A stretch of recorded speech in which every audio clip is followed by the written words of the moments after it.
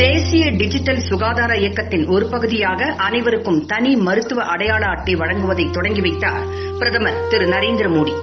நாட்டின் 74வது சுதந்திர தினத்தை முன்னிட்டு டெல்லி செங்கோட்டையில் பிரதமர் நரேந்திர மோடி தேசிய கொடி ஏற்றி வைத்தார். பிறகு பேசிய அவர், டிஜிட்டல் இந்தியாவோடு அனைத்து கிராமங்களையும் இணைக்கும் வகையில் அதிவேக பிராட்பேண்ட் சேவையை வழங்கும் ஆப்டிகல் ஃபைபர் நெட்வொர்க் அடுத்த 1000 நாட்களில் 6 லட்சம் கிராமங்களுக்கு விரிவுபடுத்தப்படும் என அறிவித்தார். இந்தியாவில் விஞ்ஞானிகள் 3 கொரோனா தடுப்பூசிகளை ஆய்வு செய்து வருவதாகவும் அந்த ஆய்வுகள் வெவ்வேறு நிலையில் இருப்பதாகவும் மோடி கூறினார். மேலும் தடுப்பூசி தயாரானவுடன் அதை அனைவருக்கும் குறுகிய காலத்தில் கொண்டு சேர்க்க திட்டம் தயாராக உள்ளதாகவும் பிரதமர் நரேந்திர மோடி குறிப்பிட்டார். சுகாதார முறைகளை புரட்சிகரமாக மாற்றும் தேசிய டிஜிட்டல் சுகாதார திட்டம் என்ற புதிய திட்டத்தையும் அவர் அறிவித்தார்.